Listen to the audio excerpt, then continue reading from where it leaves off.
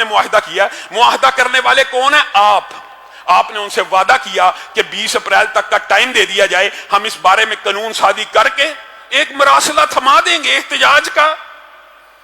آپ نے عہد شکنی بھی کی، وعدہ شکنی بھی کی، اور جب حکومتوں کا زوال شروع ہوتا ہے میرے بھائیوں، کسی ایک واقعے کے اوپر، کسی ایک سانحے کے اوپر افسوس کا اظہار کر دینا اور اسی نوعیت کے دوسرے سانحے کے اوپر خوش ہونا، یہ فرقہ واریت، منافقت اور تعصب کی انتہا ہے۔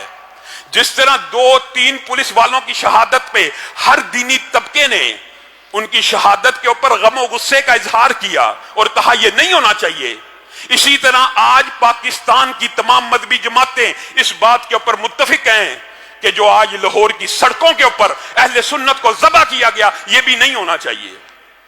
یہ کتنے افسوس اور دکھ کی بات ہے، وہ لبرل مافیا جو کئی دنوں سے، اور درست کہہ رہی تھی اس وقت کہ پولیس کے اوپر پتھراؤ نہیں ہونا چاہیے، پولیس والوں کو نہیں مارنا چاہیے، آج وہ کہاں ہیں؟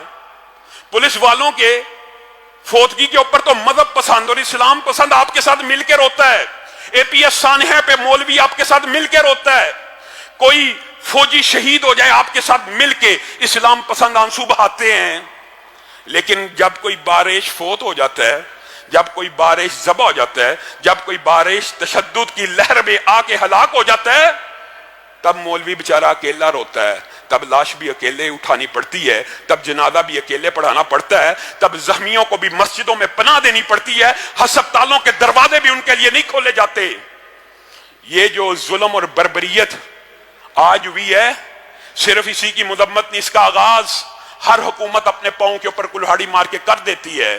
آپ شاید بھول گئے ہیں، تمہیں یاد ہو کہ نہ یاد ہو، مجھے یاد ہے سب ذرا ذرا، جب مشرف کے جانے کا وقت آیا تھا اس نے کیا بلنڈر مارا تھا؟ لال مسجد کے اوپر شبہون مارا تھا۔ اس سانحے کی اس وقت بھی مذمت تھی، آج بھی مذمت کرنی چاہیے، اور یہ بات میں اپنے بریلوی بھائیوں کو اور اہل حدیث بھائیوں کو سمجھانا چاہتا ہوں۔ اس وقت دیوبندی شہید ہوئے تھے، اللہ کے فضل سے ہم نے تو اس وقت بھی مذمت کی تھی، ان کے ساتھ کھڑے تھے، بعض بریلوی بھائی اس وقت بڑا خوش تھے۔ اس کے بعد وہی سانحہ، اسی طرز کا سانحہ جب نواز شریف کی حکومت کا اقتدار غروب ہونے والا تھا، جب اس کی حکومت ڈھلنے والی تھی، ماڈل ٹاؤن کے اندر 14 بے گناہوں کو گولیاں ماری گئیں۔ اس وقت بھی ہم نے مذمت کی تھی، اس وقت بھی مذہبی طبقہ یہ کہتا تھا ظلم ہوا، لیکن تب بھی بعض لوگ کہتے تھے یہ اچھا ہوا۔ تمہیں چن چن کے الگ الگ کر کے مارا جا رہا ہے، اور ہر دفعہ تم کسی کے موت کے اوپر، شہادتوں کے اوپر، ہلاکتوں کے اوپر تالیاں بجاتے ہو۔ آج سانحہ لاہور نے لال مسجد اور ماڈل ٹاؤن کی یاد تازہ کر دی ہے، جس طرح لال مسجد کے بعد مشرف کا اقتدار نہیں تھا بچا، ماڈل ٹاؤن کے بعد نواز شریف کا اقتدار نہیں تھا بچا۔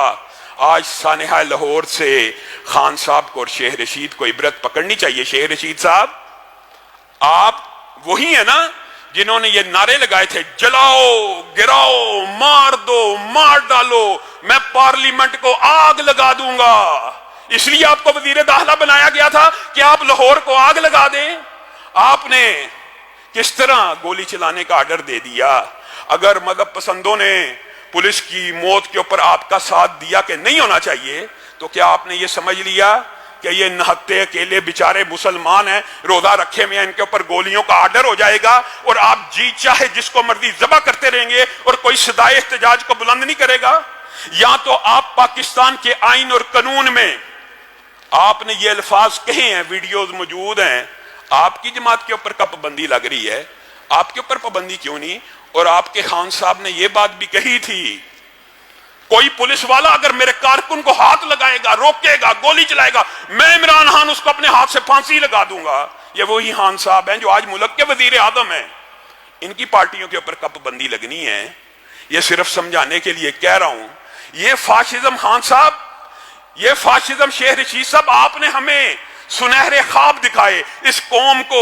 ماڈل ٹاؤن کے سانحے کے اوپر آپ دن بھر رات احتجاج کرتے رہے، سیاست کرتے رہے۔ آج کہنے میں ہم حق بجانب ہیں، اس وقت ہم یہ سمجھتے تھے آپ احتجاج کر رہے ہیں اور آپ اس بات کو ناپسند کرتے ہیں کہ پولیس والے عوام کے اوپر گولیاں چلائیں، لیکن آج ثابت ہو گیا آپ اس وقت سیاست کر رہے تھے۔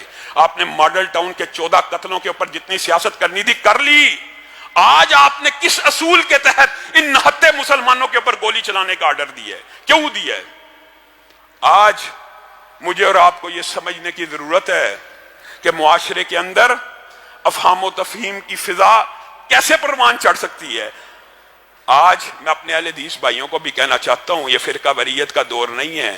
اللہ کی قسم آج امت کو اتحاد کی اس قدر ضرورت ہے، آپ نے غور نہیں کیا۔ اگر لبرل میڈیا مافیا چاہے 14 ماڈل ٹاؤن کے سانحے کے اوپر 14 قتلوں کی لائیو کوریج کرے، ان کے احتجاجوں کی لائیو کوریج کرے، اور آج کے سانحے کے سارے میڈیا کے اوپر بلیک آؤٹ ہو، کیوں بلیک آؤٹ ہو رہا ہے؟ کیوں نہیں دکھایا جا رہا؟ اس کا مطلب ہے میڈیا کو بھی کنٹرول کیا جاتا ہے۔ میڈیا بھی صرف تب بھی حق کی آواز اٹھاتا ہے جب اس کے اپنے مفادات ہوں۔ اس کی مثال ماڈل ٹاؤن کے سانحے کے علاوہ ایک اور بھی ہے، اور میں بات ڈکے چھپے الفاظ میں کہنا چاہتا ہوں تاکہ فرقہ واریت کو ملک میں ہوا نہ دی جائے۔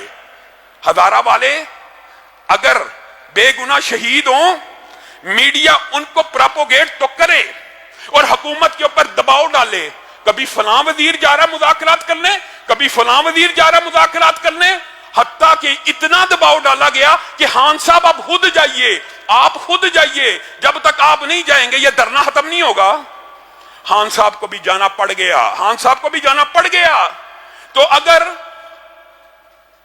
ہزارہ والے کے لیے جانا چاہیے، اعتراض ہمیں نہیں ہے، مذاکرات ہونے چاہیے، نہیں تصادم ہونا چاہیے، لیکن اگر ہزارہ والوں کے لیے خان صاحب جا سکتے ہیں تو اس دھرنے کے اوپر جو ملتان روڈ کے اوپر جاری تھا، اس کو ختم کرنے کے لیے مذاکرات نہیں ہو سکتے؟ اس کو ختم